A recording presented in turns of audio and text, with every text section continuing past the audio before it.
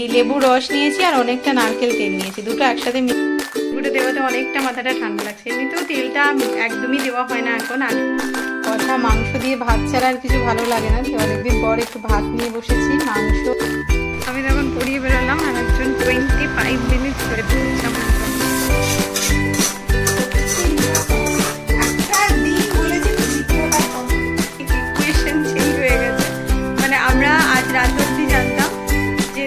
Welcome back to my channel Debjani story. Good morning everyone. আজকে Friday আর এখন বাজে সকাল 11টা, বাট বাইরের ওয়েদার দেখে মনে হচ্ছে বিকেল 4টে কি 5টা বাজছে। দেখায় আপনাদের, এই হচ্ছে ওয়েদারের অবস্থা।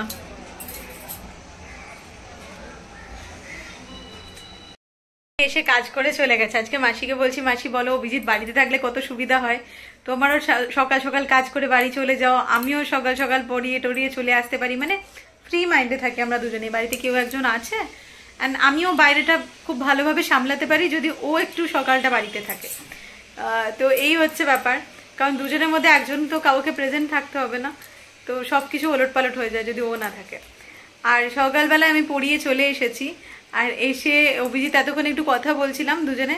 তারপর আমি দেখলাম, আমি মাথায় করেই রেখেছিলাম গতকাল রাত্রেবেলায় যে একটু লেবুর রস আর নারকেল তেল এটা আমি মাথায় দেবো ভেবেছি, কারণ মাথায় হালকা ড্যান্ড্রাফ হয়েছে, মানে স্কাল্পে। তো স্কাল্পে ড্যান্ড্রাফের জন্য মাকেও দেখেছিলাম আগে লেবু দিত, লেবু ডাইরেক্ট দিতে বারণ করে।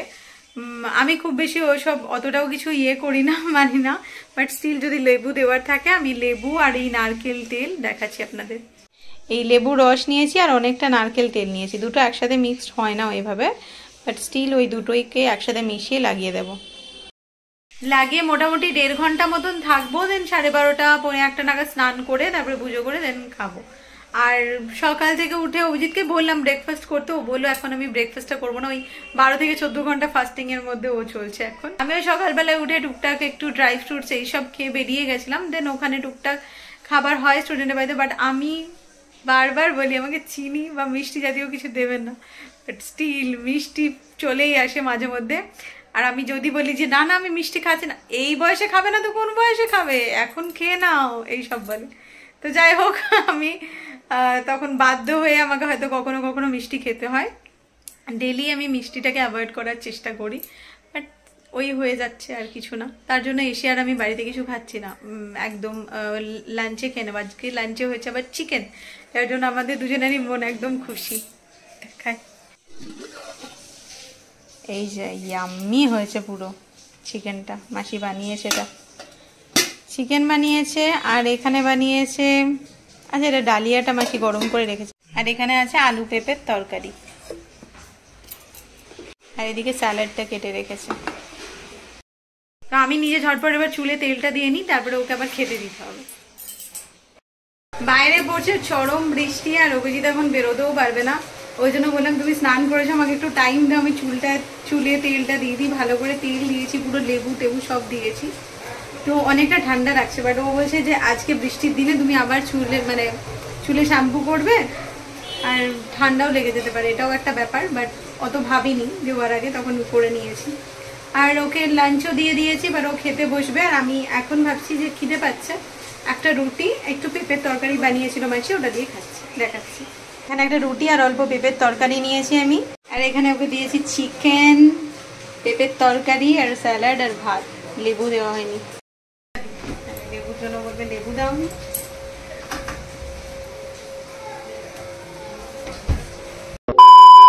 এখন বাজে এক্স্যাক্টলি 2:30, আমার এদিকে পুজো ডান, আর বাইরের ওয়েদার এরকম অবস্থা।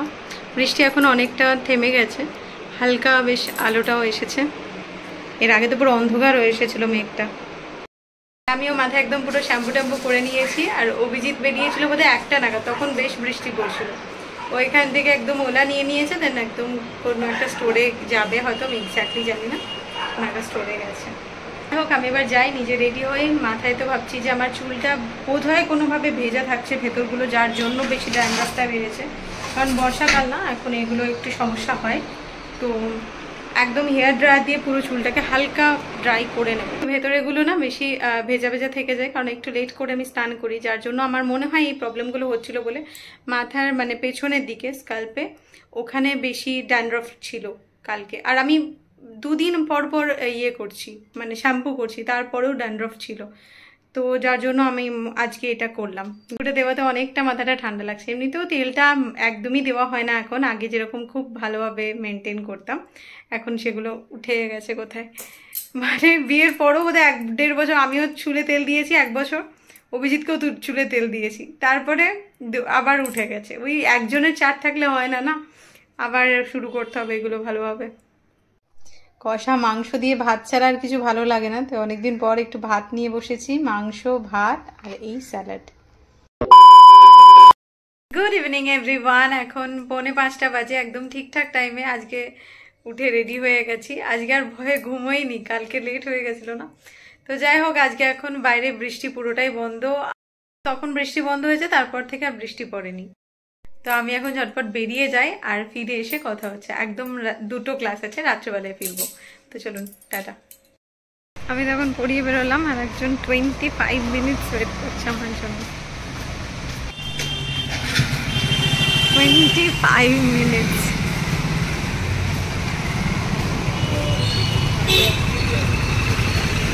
Sorry. A few moments later.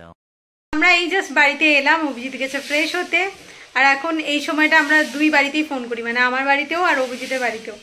তো মানে সবে ওই সব ফোন চলছে, সবাইকে সারাদিনের আপডেট দিতে থাকি, সবার থেকে সারাদিনের আপডেট নিতে থাকি, তো এইসব হয়। আর আমি এখন ভাবছি ঝটপট ফ্রেশ হবো, অভিজিৎ তো গেছে ফ্রেশ হতে, আমি ফ্রেশ হবো, দেন অভিজিতের ভাত টাতগুলো সব গরম করে ওকে খেতে দিয়ে দেবো, কারণ তাড়াতাড়ি খেয়ে নেওয়াই ভালো। খুব বেশি লেট হয়নি, যদিও 10টাও বাজেনি, ওকে তাড়াতাড়ি দিয়ে দেবো। আর আমি কিছু খাবো না, স্টুডেন্টের বাড়িতে খেয়েছি, আর যার জন্য আর ইচ্ছে করছে না কিছু খেতে, কিছুই খাবো না, রাত্রেবেলাটা স্কিপ করি, কারণ আমি লেট করে আমি ইয়ে করছি, লাঞ্চ করছি, যার জন্য আমার সন্ধে অবধি মানে খেয়ে নিলে আর পুরো ফিল থাকছে, আমি আর খেতে ইচ্ছে করছে না। সত্যি বাবা, একটা দিন বলেছি একটু ভিডিওটা করো, আমাকে দেখাবে। তোমার আজকে 2টো খাবার, ভাত আছে অল্প আর রুটি, বুঝলে? তো এখন বাজে প্রায় 12:30, আর আমরা এতক্ষণ অনেক অনেক অনেক কাজ করলাম, আমাদের অনেক ইকুয়েশন চেঞ্জ হয়ে গেছে। মানে আমরা আজ রাতে অবধি জানতাম যে দিদিভাই বাড়িতে, দিদিভাই এবার একটু বড় করে জন্মাষ্টমীটা করছে, প্রত্যেক বছরই বড় করে করে, এবার আরেকটু বড় করে করছে।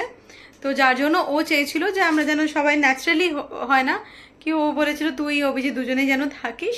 জন্মাষ্টমীটা পড়েছে উইকডেজের মধ্যে, মানডে, যেটা অভিজিতের জন্য সুবিধা হতো, আমার জন্য আবার চাপ। আর ও যেহেতু গোপালকে অন্ন ভোগ দেয় না, তো টিউসডে দিন আলাদা করে একটা খাবার দাবার অ্যারেঞ্জমেন্ট করেছে, ওই ভোগেরই মানে অন্ন ভোগেরই করেছে। তো 2 দিন ধরে প্রোগ্রাম। এবার আমি বললাম যেহেতু বাবা মা আসবে কালকে, স্যাটারডে সানডে আমার পড়ানো কমপ্লিট করে স্যাটারডেটা পড়াবো, পড়িয়ে কমপ্লিট করে স্যাটারডে রাতে হয়তো ওর বাড়িতে চলে যাব, এরকম প্ল্যানিং ছিল। দেন সানডে থেকে মানডের দিন আমাকে সকালে আসতে হবে, কারণ মানডের দিন আমার ইনস্টিটিউশন বন্ধ থাকলেও আমি স্টুডেন্টদেরকে ছুটি দিইনি, কারণ ওদের এই এক্সাম শুরু হচ্ছে হাফ ইয়ারলি। তো আমি চাইনি বলে আমি দিইনি, যদি চাইতাম ছুটি হয়তো পেতাম, বাট আমি এই মুহূর্তে চাইনি ছুটি নিতে। তো আমি ওই জন্য ভেবেছিলাম যে এসে সকাল সকাল ওখান থেকে ভোরবেলায় আসবো সোমবারে, দেন আমি পড়াবো, তারপরে আবার দিদিভাই বাড়ি যাবো, কারণ সন্ধেবেলাটা পুরোটাই পুজো টুজো হবে। মঙ্গলবার দিন আবার সকাল সকাল ওখান থেকে বেরিয়ে যাবো, এই হচ্ছে প্ল্যানিং ছিল। এবার অভিজিৎ তাই ওখানে ওইভাবেই যাতায়াত করতো, কারণ ও ওখান থেকে দিদিভাইয়ের বাড়ি থেকে ওর কাজের জায়গাগুলো কাছাকাছি হয়। তো এতদূর অবধি সব ঠিক ছিল। ঠিক কটায় অভিজিৎ তোমার প্ল্যানিং হলো? 11টা বোধ হয়, না? হ্যাঁ, 11টা 11:30 নাগাদ ওর প্ল্যানিং হলো কি ওকে বহরমপুর যেতে হচ্ছে কালকে। তো হয়ে গেল সব প্ল্যানে জল পড়ে গেছে, ও বহরমপুর যাবে উইকেন্ডে, আর আমি হয়তো দিদিভাই বাড়ি যাবো। তাহলে আমার প্ল্যানটা আমার মতনই থাকলো, ও বহরমপুর থেকে কোনোভাবে হয়তো দিদিভাই বাড়ি একবার, মানে যেদিন ফিরবে বহরমপুর থেকে কলকাতা, যদি মানডে টিউসডের মধ্যে ফেরে, তাহলে দিদিভাই বাড়ি একবার গিয়ে দেখা করে আসবে। এইটুকুই হলো আপডেট। এবার এত কিছু হঠাৎ করে প্ল্যানিংটা চেঞ্জ, কালকে ওর জন্য জামা কাপড় গোছানো, অ্যান্ড টুকটাক আমারও কিছু, আমি 2 দিন থাকবো না, এইগুলো সমস্ত কিছু গোছানো, এত কিছুর মধ্যে অনেকটা টাইম পার হয়ে গেছে। আরও কিছু অফিসিয়াল কাজকর্ম ছিল, যেগুলো ও আমার যেগুলো ডকুমেন্টের কাজকর্ম কিছু ছিল, সেগুলো ও এতক্ষণ বসে বসে করছিল, তো আমাকেও থাকতে হচ্ছিল। অনেক কিছু কাজকর্ম এতক্ষণ ধরে হলো। তো যাই হোক, আজকের ব্লগটা আর বেশি এক্সটেন্ড করছি না, যদি কিছু ভালো লেগে থাকে তো please to like comment share and subscribe my channel Debchani story. কাল দেখা হচ্ছে নতুন একটা ব্লগের সাথে, ততক্ষণ আপনারা সকলে ভালো থাকবেন, সুস্থ থাকবেন আর সকলকে ভালো রাখবেন। চলুন টাটা, গুড নাইট।